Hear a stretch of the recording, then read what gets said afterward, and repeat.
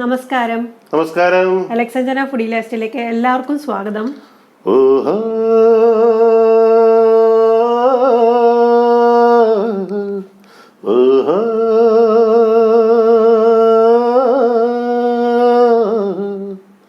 കുറുക്ക് സിരിത്തവളെ എന്നെ കുങ്കുമത്തെ കരിച്ചവളെ നെഞ്ചിൽ മஞ்சள் തേച്ച് കുളിക്കയിൽ എന്നെ കൊഞ്ചം പൂസു തായേ உன் கொலுசுக்கு மணியாக என்ன கொஞ்சம் மாத்து தாயே.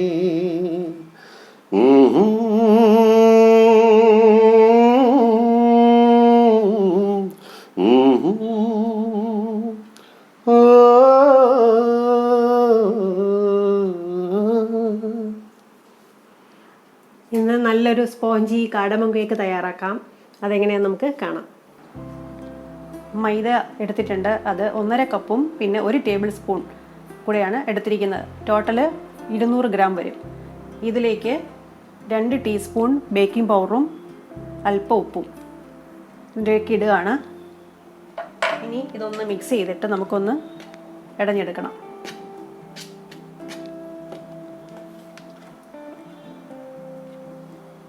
ഇതിലേക്ക് ഇട്ട് ഒന്ന് ഇടഞ്ഞെടുക്കാം.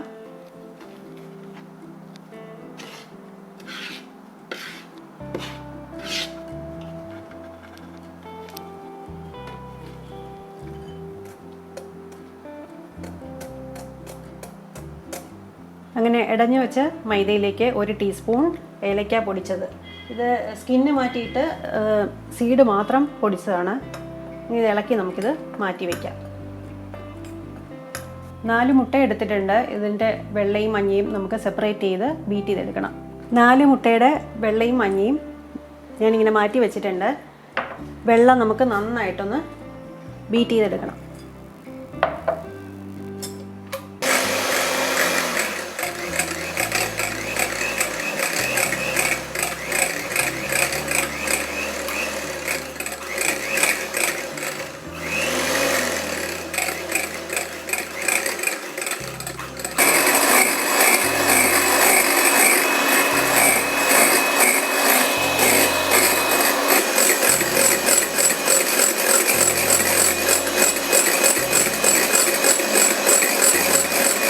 അങ്ങനെ നല്ല രീതിയിൽ പീക്സ് വന്നിരിക്കുന്നുണ്ട്. സ്റ്റിഫ് പീക്സ് ആയിട്ട് നമ്മൾ ബീറ്റ് ചെയ്തെടുത്തിട്ടുണ്ട് കേട്ടോ.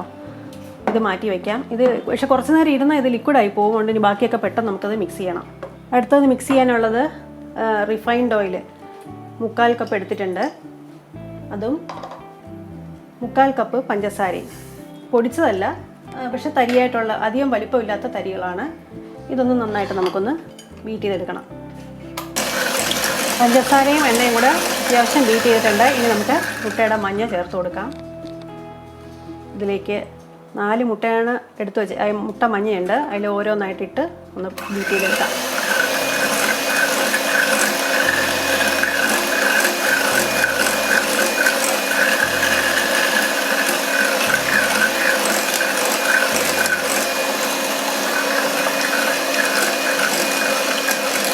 മുട്ടയുടെ മഞ്ഞയും എണ്ണയും പഞ്ചസാരയും കൂടെ അങ്ങനെ നന്നായിട്ട് ബീറ്റ് വെച്ചിട്ടുണ്ട്.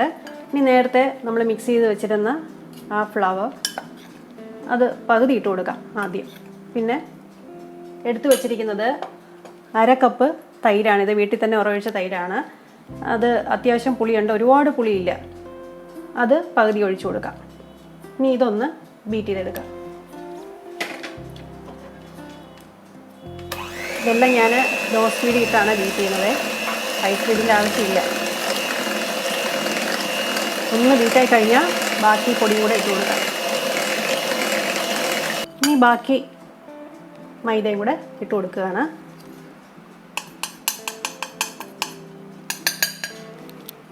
ബാക്കിയിരിക്കുന്ന തൈര് ഇത്രയും കൂടെ ചേർത്ത് ഒന്നുകൂടെ ഒന്ന് നമുക്ക് മിക്സാക്കി എടുക്കാം.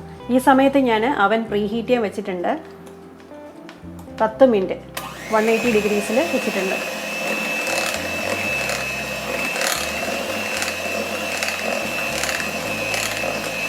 ഒന്ന് മിക്സാക്കി കിട്ടി. ഇത് കഴിഞ്ഞ് നമുക്കിനി മുട്ടവെള്ളം ചേർക്കുമ്പോൾ നമുക്ക് ഇതിൻ്റെ ആവശ്യമില്ല. നമുക്ക് തവി കൊണ്ട് തന്നെ ഒന്ന് ഇളക്കി കൊടുക്കാം. ഇത് മതിയാവും. അങ്ങനെ ഇതെല്ലാം കൂടെ മിക്സ് ചെയ്ത് വെച്ചിട്ടുണ്ട്. ഇനി നമുക്ക് മുട്ടയുടെ വെള്ളം ചേർത്ത് കൊടുക്കാം. കുറച്ച് കുറച്ച് വീതം ചേർത്ത് കൊടുക്കാം. എന്നിട്ട് നന്നായിട്ട് മിക്സ് ചെയ്തെടുക്കുക.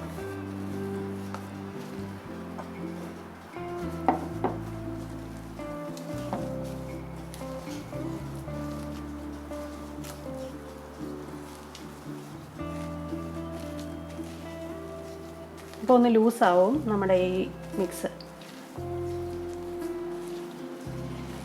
ബാക്കിയും കൂടെ ചേർത്ത് കൊടുക്കാം.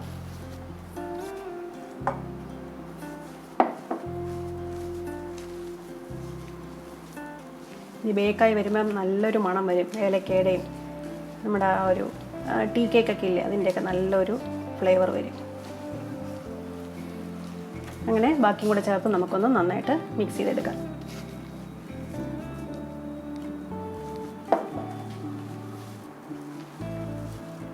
മുട്ടയുടെ വെള്ളയൊക്കെ പതഞ്ഞ് വരുമ്പോൾ മഞ്ഞ് പോലെ ഇരിക്കുന്നത്. ഇങ്ങനെ നല്ല പോലെ മിക്സ് ചെയ്യുന്ന ഒരു രസമാണ് സത്യം പറഞ്ഞ്. അങ്ങനെ നമുക്ക് പതുക്കെ ഒരുപാട് സ്പീഡിൽ ചെയ്യണ്ട, ഇങ്ങനെ ഒരു മീഡിയം സ്പീഡിൽ ചെയ്ത് നല്ലൊരു ടെക്സ്ചറിൽ ആക്കിയെടുക്കാം. ഇങ്ങനെ നല്ല രീതിയിൽ നമ്മളത് മിക്സ് ചെയ്തെടുത്തു. മുട്ട വെള്ളം എല്ലാം ചേർന്ന് നല്ല ഫ്ലഫി ആയിട്ട് വന്നിട്ടുണ്ട്. കണ്ട ടെക്സ്ചർ കാണാമല്ലോ മാവിൻ്റെ, കണ്ടോ ലൈറ്റ് യെല്ലോ കളർ. ഇനി ഞാൻ ഈ ടിന്ന് 9 ഇഞ്ചിൻ്റെ പാനാണ്. ഇതിൽ ഞാൻ ബട്ടർ പേപ്പർ താഴെ മാത്രം ഇട്ടിട്ടുണ്ട്. ഇച്ചിരി ഓയിലും അപ്ലൈ ചെയ്ത് കൊടുത്തിട്ടുണ്ട്. ഇനി ഇതിലേക്ക് നമുക്കിത് ഒഴിച്ചു കൊടുക്കാം.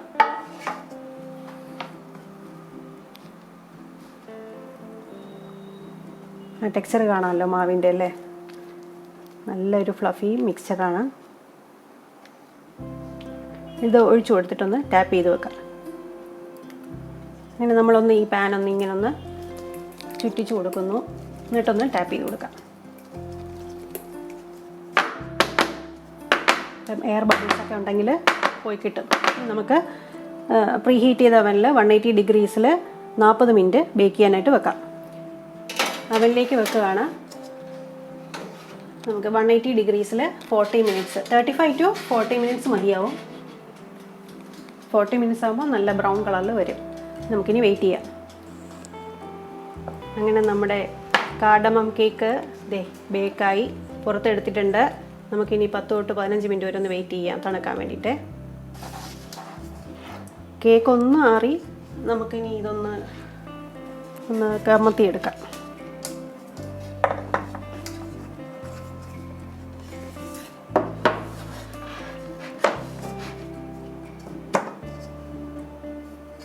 ബട്ടർ പേപ്പർ വെച്ചിരുന്നതുകൊണ്ട് പെട്ടെന്ന് ഇങ്ങ് പോന്നു. ഇപ്പോഴും ചൂടുണ്ട്, പൂർണ്ണമായിട്ടും ആറിയിട്ടില്ല.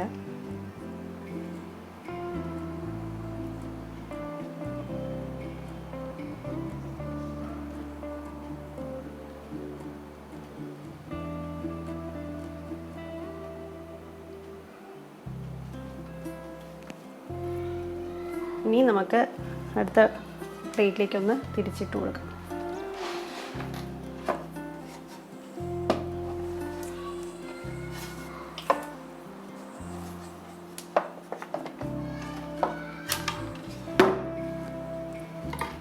നേരത്തെ നമ്മൾ മിക്സ് ചെയ്ത് വെച്ചിരുന്ന പിസ്റ്റായും അത് ഷുഗറും പിന്നെ ഏലക്കയുടെ പൊടിയുണ്ട്, ഇത് മൂന്നും കൂടെ മിക്സ് ചെയ്ത് വെച്ചേക്കുന്ന ഒന്ന് തൂവി കൊടുക്കുക. എന്നിട്ട് നമുക്കത് കഷ്ണങ്ങളാക്കി മുറിച്ചെടുക്കാം.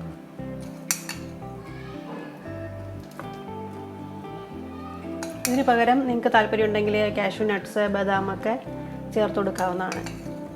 അങ്ങനെ നമ്മുടെ കാർഡമം കേക്ക് റെഡി ആയിട്ടുണ്ട്. ഇനി നമുക്കിത് മുറിച്ച് കഷ്ണങ്ങളാക്കി എടുക്കാം.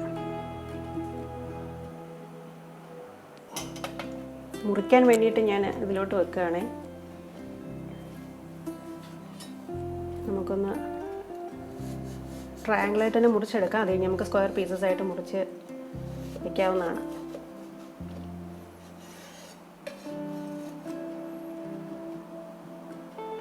നല്ല സ്പോഞ്ചിയാണ്, നല്ല ടെക്സ്ചറാണ്, സോഫ്റ്റ്.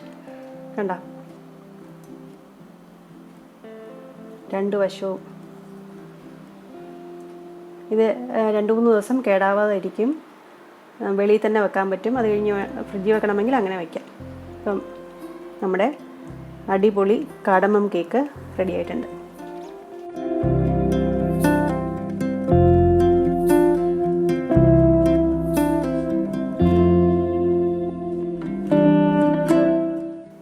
കേക്ക് ടേസ്റ്റ് ചെയ്തിട്ട് എങ്ങനെയുണ്ടെന്ന് പറയും. നല്ല ചങ്കി പീസ്, നല്ല സോഫ്റ്റ്, നല്ല കുറേ ഫ്രഷ്ലി ബേക്ക്ഡ് ആകുമ്പോഴത്തേക്കും നല്ലൊരു അല്ലേ, നല്ല ആറോമ. നമ്മളിതിന് ഐസിങ്ങിൻ്റെ ഒന്നും ആവശ്യമില്ല, അല്ലാതെ തന്നെ ഭയങ്കര ടേസ്റ്റാണ്. ടീ ടൈം സൂപ്പർ സ്പോഞ്ചി, നല്ല ടെക്സ്ചറല്ലേ. സ്പോഞ്ചി കാർഡമം കേക്ക് എന്ത് എളുപ്പം റെഡിയായല്ലേ. വളരെ കുറച്ച് ഇൻഗ്രീഡിയൻസ് മതി, ആർക്ക് വേണമെങ്കിലും തയ്യാറാക്കാം. നിങ്ങളുടെ വീഡിയോ ഇഷ്ടപ്പെട്ടെങ്കിൽ ലൈക്ക് ചെയ്യുക, ഷെയർ ചെയ്യുക, സബ്സ്ക്രൈബ് ചെയ്യുക. നേരത്തെ ഞാൻ ചെയ്തിരുന്ന കോഫി കേക്ക്, പിന്നെ 1 മിനിറ്റ് ചോക്ലേറ്റ് കേക്ക് ചെയ്തിട്ടുണ്ട്, ഡിപ്രഷൻ കേക്ക്, കസ്റ്റാർഡ് കേക്ക്, ഇതൊക്കെ ചെയ്തിട്ടുണ്ട്. അപ്പം അതൊക്കെ കണ്ടിട്ട് അതിൻ്റെ അഭിപ്രായം കൂടെ അറിയിക്കുക. Thanks for watching. ബൈ.